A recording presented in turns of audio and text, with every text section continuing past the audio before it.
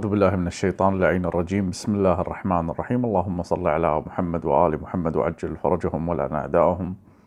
صلى الله عليك يا أبا عبد الله، صلى الله عليك يا أبا عبد الله، صلى الله عليك يا أبا عبد الله. ما زلت وياكم نستكشف مواضع الخلل، وما زلنا مع قصص ذات أنياب لكشمش تحت مقال بعنوان وكذلك الدهر حالا بعد حال. يشرح لك هالمقال أن اللي عنده فلوس من المراجع أو من غيرهم من المتملقين أو المتزلفين أو تحت المرجع يكون هو صاحب الحظوة والمكانة.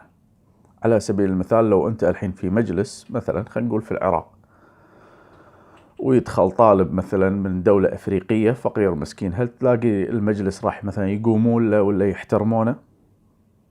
طالب علم عادي ده راح تلاقيه يقعد ولا كأنه حالة طوفة. لكن خلي يدخل مثلا أخو كشمش مرتضى مثلا، راح تشوف يعني القيام والصلوات. ليش؟ عنده. يقول وكذلك الدهر حالا بعد حال. هذا عنوان المقال. عيادة مريض، ولكنها كانت سهرة رائعة، والتقيت بها بأفراد فرقت الأيام بيني وبينهم عقودا. ومن جملة ما احتفظت به من ذكريات في تلك السهرة حديث جذاب للسيد حسين الموسوي، نجل المرحوم السيد الأصفهاني. يقول احنا قاعدين بسهرة، وهذا قال لنا قصة، هذه اللي علقت يعني بمخي.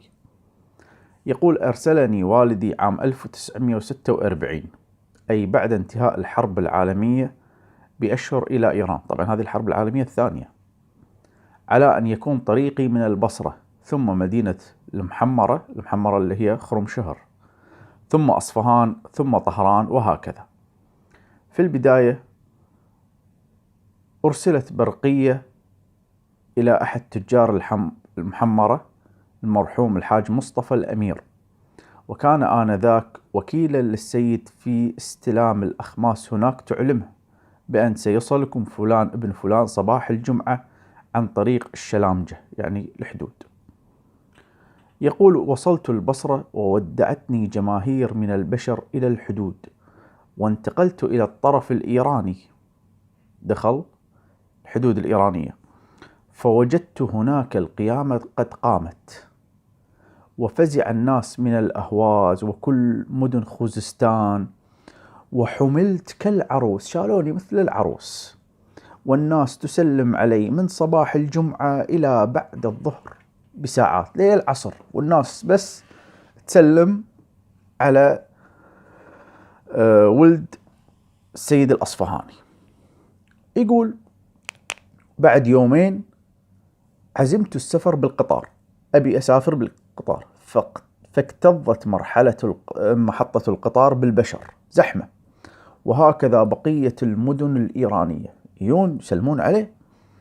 وتعاقب المسؤولون كبارا وصغارا على زيارتي وتقبيل يدي وغير ذلك. أما الذبائح التي ذبحت في خرمشهر وغيرها وفي محطة قطار الأهواز، وحتى طالت الذبائح البقر، يعني مو بس خرفان، قاموا يذبحون بقر، وتدرون البقرة غالية، يعني سعرها مو مثل سعر الخروف. وأفراخ الإبل، الجمال، الحور، فغالية هذه أسعارها. وانتهت الزيارة بهذه العظمة، تمام التمام، ومضبطينه، والكل يذبح له، والكل يبوس إيدينا. ثم يقول، هذا هني حق السالفة، توفى الوالد رحمه الله بعد 1.5 سنة من هذه السفرة. بعد 1.5 سنة من هالرحلة هذه توفى أبوه. وقررت أن أسافر أيضا إلى إيران لمتابعة أمور تتعلق بمرجعية الوالد رحمه الله. فأرسلت برقية إلى الرجل المذكور نفسه في خرمشهر، وانتقلت من البصرة إلى خرمشهر، فلم أجد أي إنسان بالحدود ولا نفر واحد. وين الناس اللي شالوني مثل العروس على قولته؟ والذبايح وينها؟ وبوسة الإيد وينها؟ بعد تدري اللي يتعود على التحيات والسلامات وتمام يا فندم وكذا، ما بعد يعني خلاص تكون لذة عنده. هذا في وزير بالكويت كان يعني الديوان ماله زي ما الناس تقعد برا. يوم طلع من الوزارة، هو عنده ديوان كل أسبوع، يوم طلع من الوزارة ظل هو والفراش ماله، فتح أسبوع أسبوعين إلى أن قال حق الفراش خلاص سكر الديوانية بعد ما له داعي. وكذي أنت إذا صار عندك منصب تشوف الناس كلها تدق عليك وتيك، من يروح منصبك كلهم يتفلون عليك. فاستأجرت سيارة إلى مكتب هذا التاجر نفسه اللي كان هو وكيل أبوي المرحوم الحاج مصطفى الأمير. ولما وصلت إليه وجدت ولده الأوسط في المكتب، لقيت ولده الوسطاني يعني حتى مو الكبير. وبعد السلام عليه أبلغني أن أباه سافر إلى طهران لشغل عنده، ثم سألته: لقد أرسلت لكم برقية قبل أيام، قبل كم يوم أنا داز لكم برقية أني أنا جاي، يعني توقع أن الوالد يأجل سفرته شيء ينتظرني. فقال: نعم، وقد وضعها الوالد على الرف، وايد مهم very important. ثم أخذ يبحث عنها فلم يأثر عليها، واعتذر إلي وقال: أظن أن الأطفال لعبوا بها وأتلفوها لحال. ثم تابع فيقول: واصلت سفري إلى مدن أخرى وإذا نفس الحالة. إيش السالفة؟ وين البقر والفروخ الإبل ومدري شنو؟ وأنا أهدئ النفس بما تلعب به الأيام. فهني يعلق كشمش يقول: أقول إن هذه الحالة التي واجهها السيد حسين ابن المرجع الأصفهاني وغيره ربما هي التي حفزت ودفعت غيره من أبناء نقط. عاد تعرفونهم، بعد لا تقولوا لي ما تعرفونهم، أنتم الحين أذكياء. يعني اللي متابعني لي حلقة 56 الحين ذكي، لأن الأغبياء ما يتحملون، يمكن يسمع حلقة حلقتين وينحاش، لكن اللي يتابع ذكي هذا. أن يعدوا العدة لمثل هذا اليوم، لأن يدرون إذا والدهم راح هم هم باي باي، فلازم يكوش كثر ما يقدر الحين. فانقضوا على الأخماس وهم يخضمون مال الله خضم الإبل نبتة الربيع، وذلك لضمان حياة مترفة لهم ولأجيال من أحفادهم وأحفاد أحفادهم، بفلوسكم يا الشيعة اللي تدفعون خمس حق المراجع وعيالهم نايمين ليه 11 الصبح مكبرين المخدة، وانتوا تداومون تقعدون من فير الله تداومون، وبعدين تقصرون على نفسكم وعلى عيالكم عشان تشيلون خمس اللي هو ساقط في عصر الغيبة عشان تدفعونه حق ولد المرجع وحفيد المرجع. هذا اكو واحد سيد عراقي في الكويت، فقال يعني هذه الحادثة ينقل لي إياها معمم، وهذا السيد العراقي هو اللي قايلها حق هذا المعمم، ومعروف هذا السيد اللي قلت لكم سالفته، اللي واحد يصير لي راح وانتظر وقلت لك ودق درب بعيد، وآخر شيء على سالفة العيد، وآخر شيء رجع الباب بويوهم وقال كل واحد يرجع حق مرجعه. هذا ولده يعني عياله كلهم متربين في الكويت، فواحد من عياله قال له: بابا نريد سايق، نبي سايق. فايش قال له؟ شوف النفس. وطبعا على فكرة وإن شاء الله راح أجي على هالموضوع هذا، إذا الله سبحانه وتعالى أحيانا وأمدنا بالقوة راح أجي على موضوع العنصرية، راح أفتح لكم ملف العنصرية، لأن إحنا قاعد نعالج الخلل، فراح نفتح ملفات كثيرة. أن هذه العنصرية منو سببها غير المراجع، لأن المراجع يكرهون بعض ويحتقرون هذا عربي وهذا فارسي وهذا كذا، فصرنا إحنا نحتقر بعض. فصار مثلا هذا يحتقر الكويتي وذاك يحتقر هذا والنجفي يحتقر الجنوبي. هذه سببها منه؟ لأن العقل الجمعي من اللي شكله؟ يشكلون المراجع. لما الناس تشوف مراجعها هي ما تتزاور، هي ما تتشاور، هم واحد يحارب الثاني، وهم شنو أخلاقهم راح تصير؟ ما هو باللا شعور حتى نتأثر احنا. فقال له بابا نريد سايق. فرد عليه هذا الرد اللي فيه يعني نبرة عنصرية أو شيء من هالقبيل هذا، أو استحقار. وراح يجيكم على سالفة حتى أن بعضهم يحاربون إذا كويتي يبي يصير يعني خطيب مثلا من ابن البلد نفسه. ليش؟ لأن إذا صار معناته ذاك يتكنسل، فهو من مصلحته أن هذا ما يصير خطيب عشان لا يأخذ مكانه.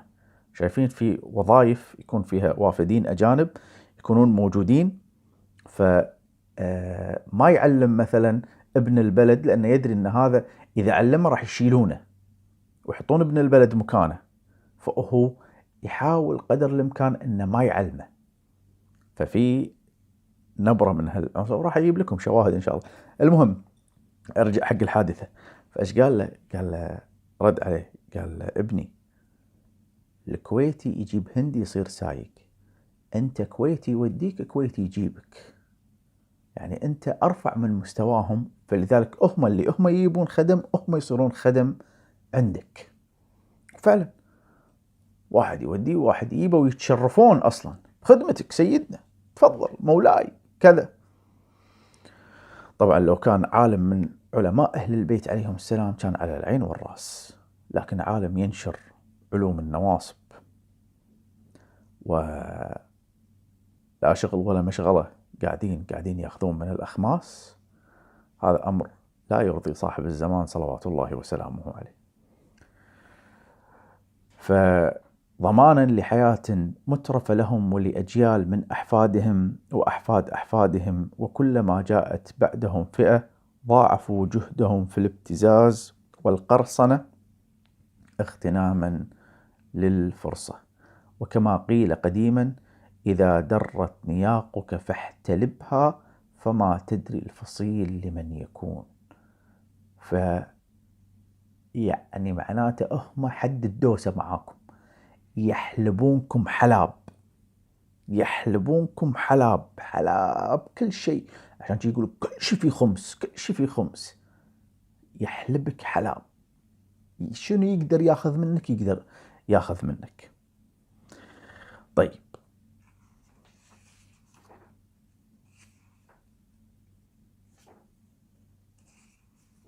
تعال شوف حتى ان بعض المعممين شنو يسوون ويخربون على الشيعة ويشوهون سمعة الشيعة، يشوهون سمعة الشيعة. فمثلا هذه المقالة مو أنا أذكرها، كشمش يذكرها، اللي عنده حكي يروح حاكي، وهاي أرقام تليفوناته موجودة. تحت عنوان هكذا كانت المكيدة، صفحة 160 و 161، يقول ضروري أن يفهم الجيل الجديد وخصوصا الحوزويون خطورة ألاعيب الاستعمار. إذن هناك معممين معينين من قبل الاستعمار وأجهزته، وكيف يتسلق بأكثر من طريقة ووسيلة للصعود إلى تحقيق الغاية المقصودة. كمثال وأرجو التركيز، ركزوا مع كشمش. كنت في العراق وأتابع بدقة وتأمل مسيرة الثورة الإسلامية وتعاطي الإمبراطورية الإعلامية معها. يعني يقول أنا كنت بالعراق وقاعد كنت أتابع الثورة الإيرانية وشلون يعني الإعلام تعامل معها. وما أن نجحت الثورة حتى طالعنا تصريح لشيطان معتق من شياطين الاستكبار وهو كيسنجر، فقال والآن نجح آية الله خميني في الهيمنة على السلطة والحكم في إيران، ولكن لننظر هل يستطيع الاستمرار بالحكم والسلطة، ثم قال أننا نتابع المراحل القادمة. أرجو الانتباه جيدا، بعد تصريحه هذا بيوم، يقول بعد ما صرح كيسنجر بيوم، بيوم واحد، وكان لم يمضي على انتصار الثورة إلا 3 أيام حتى أعلنت وسائل الإعلام العالمية أن أحد قادة الثورة الإيرانية، يعني معممين، صرح بأن البحرين هي جزء من إيران ولا بد من استرجاعها، وأن الشاه تنازل عنها وقراره باطل. الناس اللي يطلعون على التاريخ أو عندهم قراءة في التاريخ، يوم صارت الثورة الإسلامية الناس فرحت ترى، يعني حتى الخليج، يعني مثلا أمير الكويت الحالي الشيخ صباح راح وبارك ترى حق الخميني بنجاح الثورة، لكن بعدين أكو عناصر من السلطة الإيرانية ومعممين قاموا يتكلمون، يعني كبرت معاه مثل ما يقولون المصريين، عن مسألة تصدير الثورة. نعم، يعني شنو يعني تصدير الثورة؟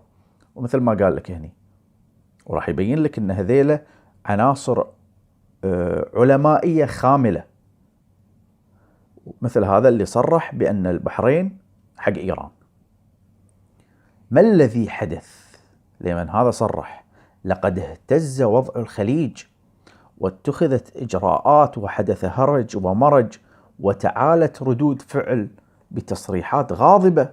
احنا باركنا لكم وكنا وياكم، بس تهددونا؟ لا، أكيد ما حد يرضاها. يعني السؤال هنا، من هو صاحب التصريح وما صفته؟ ترى هذا مو حكي، هذا حكي كشمش. اللي عنده حشوي حكي كشمش، أنا مالي شغل. إنها كانت لعبة ذكية من لعب الاستكبار ودوائره لإرباك الخميني في أول أيام حكمه وإحداث مشاكل له مع جيرانه. واستغل صدام حسين هذا التصريح ليستثمره في زعامته على العرب بأنه حامي حمى البوابة الشرقية، وتوالت عليه الأموال وأنواع الدعم من زعامات عربية كانت بالأمس القريب تكرهه أشد الكره، لكن القاعدة الجاهلية تحكم زائدا الاستكبار، وهي أنصر أخاك ظالما أو مظلوما. بين قوسين أحط الملاحظة عشان لا يغبي يدلس عليكم، أو خبيث يتصيد ويدلس عليكم ويستغل ثغرة وأنتم أذكياء إن شاء الله.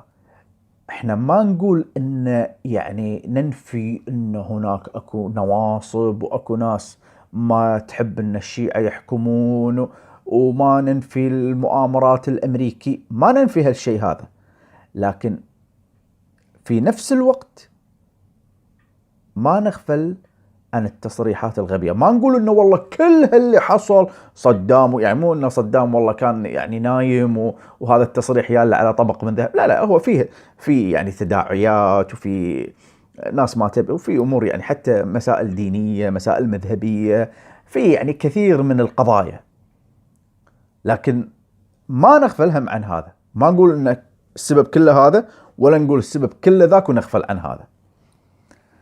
والآن لنعد ونعرف من هو صاحب هذا التصريح الذي فجر هذه المشاكل وفتح الأبواب وأصبح مادة دسمة للعدو. وهل صحيح أنه من قادة الثورة؟ إن صاحب هذا التصريح هو من العناصر العلمائية النائمة. ظاهر يحبون النوم العلماء، تشوف هني أشوفهم ليه 11 ونص الصبح نايمين في إيران، وهو شبه معزول، وهو غير معني بالثورة الإسلامية إطلاقا، بل هو مصنف على البلاط الشاهنشاهي في السابق، ولا دخل له أبدا في الأمور السياسية. فكيف أطلق هذا التصريح وكيف حدثت له هذه النقلة؟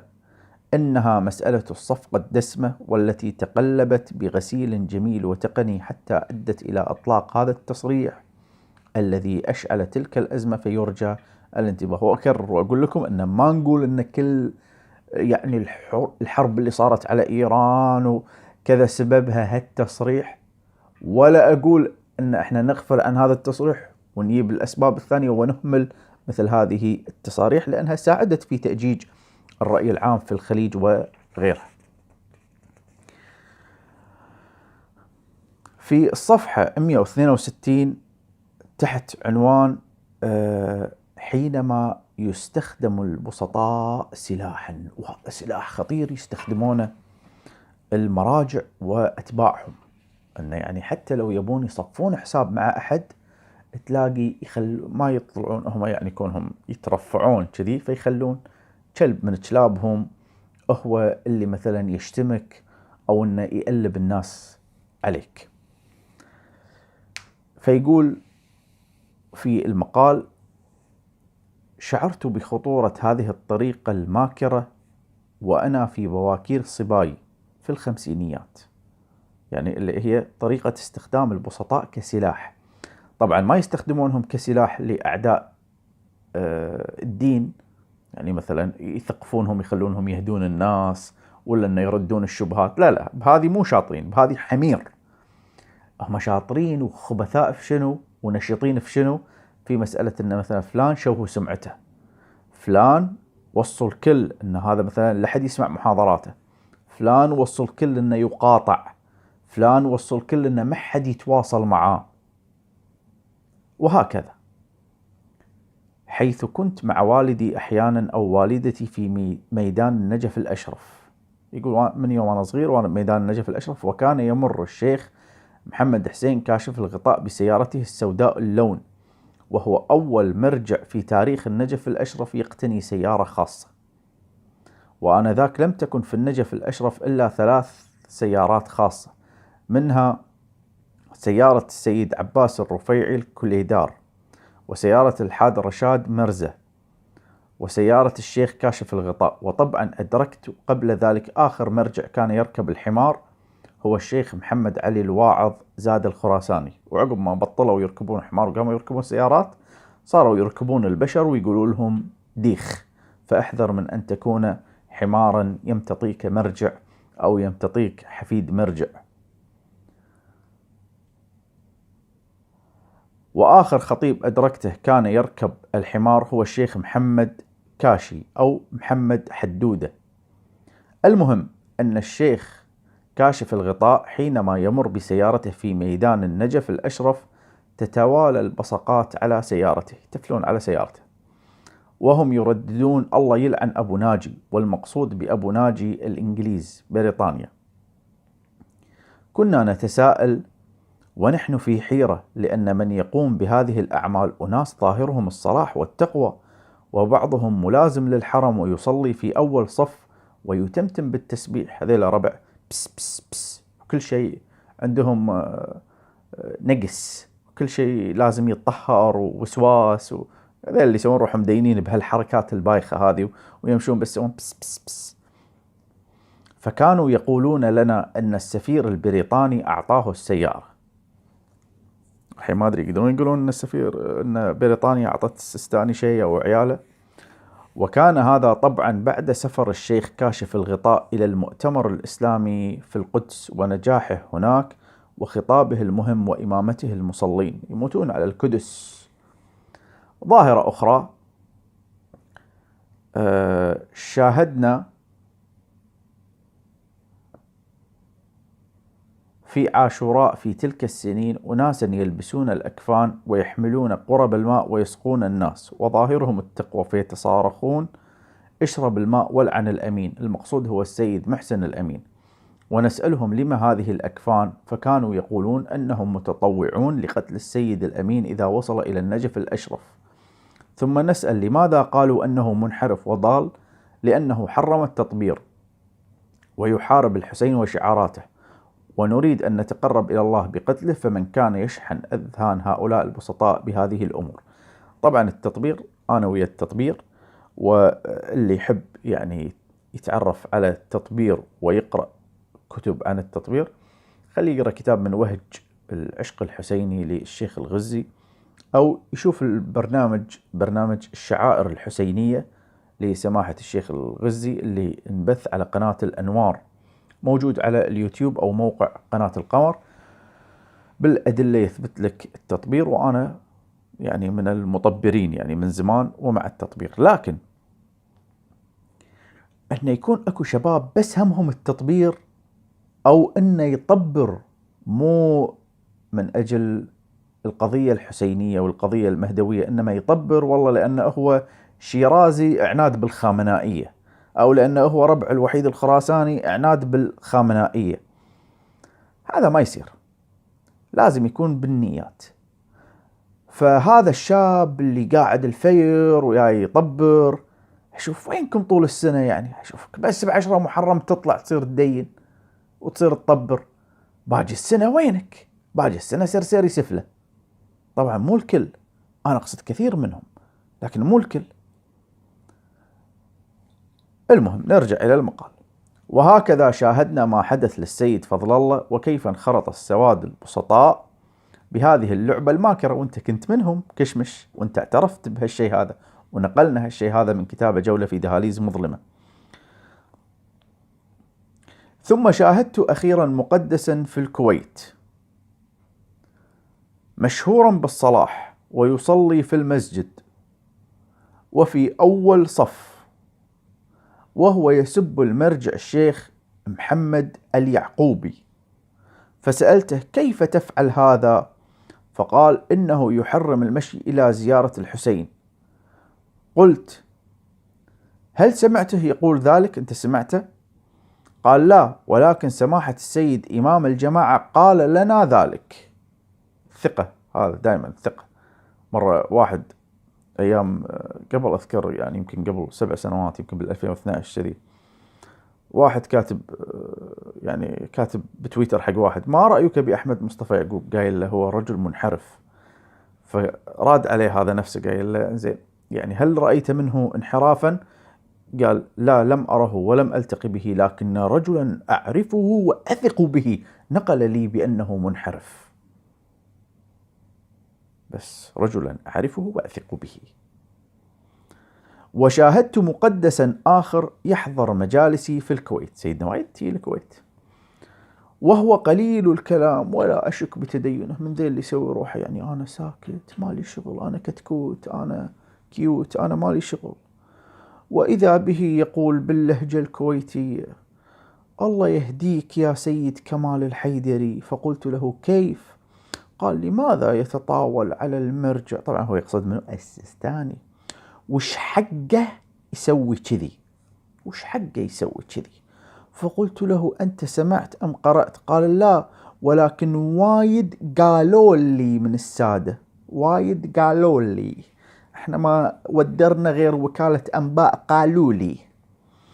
قلت له إن العلم والنظريات الاجتهادية ليست حكر على أحد يا هذا، ثم إننا أحرار في الإصغاء للآراء العلمية، ونحترم كل شخص ونظرياته، وإننا لا نعبد أصناما بشرية، ولدينا عقول ونتحرى بها الحقائق. أيها الإخوة، ليست المشكلة في دين الناس وتقواها، إنها الفطرة وطهارة البساطة، لكن الثعالب والذئاب الذين يتبرقعون بالمظاهر العلمائية وما هم إلا مصانع للشر والفتنة يغشون هؤلاء المساكين. فديروا بالكم لا تصيرون ديخيون. اكو وثيقة اسمها الوثيقة الديخية، اسمعها على اليوتيوب، مرجع يقول حق مرجع اصبر راح توصل لك المرجعية وراح تركب الناس وتقول لهم ديخ. فاحذر من عزيزي من أن تكون مركوبا. أنا ما أحب أكون مركوب، أنا أحب أكون راكب. أنت تحب تكون مركوب براحتك، أنا أركب الحمار. إذا أنت تحب تكون مركوب الحمار براحتك. مصانع للشر والفتنة يغشون هؤلاء المساكين ويستفيدون من وداعتهم وبساطتهم، ويتقنون كيف يشحنونهم، يعرفون بدقة شلون يشحنونهم. حتى لو أنت كنت تسوي روحك متدين ومالك شغل، يعرفونهم بطريقة ما شلون يدسونها بمخك. إنه غش ما بعده من غش. لقد دخل خطيب من الخطباء إلى بلدة فنجح في منبره لمعلوماته وصوته وأدائه، فأراد الخطباء والمحليون والذين تضايقوا من نجاحه أن يهزموه. وهذه دائما تصير، دائما تصير. أذكر أول ما أنا كنت يعني شاب صغير، يعني أكتب كتب بسيطة كذي أحاول أدافع عن عقيدتي، عن دين أهل البيت عليهم السلام، لقيت شخص يعني دائما يحاربني، ولا هذا لأنه هو بنفس المجال، لأنه هو هم كان يحاول يعني يرد شبهات وكذا، فما يبي أحد يعني يدخل على الخط ويكسب منه الأضواء، رغم أن أنا لا قاعد يعني انتظر شهرة ولا شيء، لكن هو حس بغيرة فظل بس يترصد لي وهكذا يعني المحاضرين وغيرهم يظل يترصد لك كذي، يدور عليك زلة غلطة شيء عشان يمسك. فهذيل احتروا، وهذا خطيب شلون نجح، هذا الحين ياكل الجو علينا. فاجتمعوا في مجلسه، واستعرض هذا الخطيب في حديثه موقف أبي لهب عم النبي صلى الله عليه وآله وحربه للإسلام، وما أن فرغ حتى حرك هؤلاء المعممين ذي اللي قاعدين وناطرين له مجموعة من السذج البسطاء من المستمعين، وهم يتصارخون: الله أكبر، هذا الخطيب سب عم النبي صلى الله عليه وسلم، رغم أن نازلة في آية تبت يدا أبي لهب وتب. واندفع الناس كلهم للموج على غير هدى، مما اضطر الخطيب أن يترك مجلسه ويسافر. فانتبه، فانتم انتبهوا، لا تصيرون حمير يجرونكم هذيل الناس ويكذبون عليكم. صيروا أعقل منهم، صيروا أفهم منهم. أتمنى أنكم تشتركون في قناة خادمكم أحمد مصطفى يعقوب، وتتابعون هذه السلسلة بدقة، ولا تكونون ما تتابعونها لأن قالوا لنا وايد ناس أو واحد ثقة قال لي. هذا، وصلى الله على محمد وآله الطيبين الطاهرين.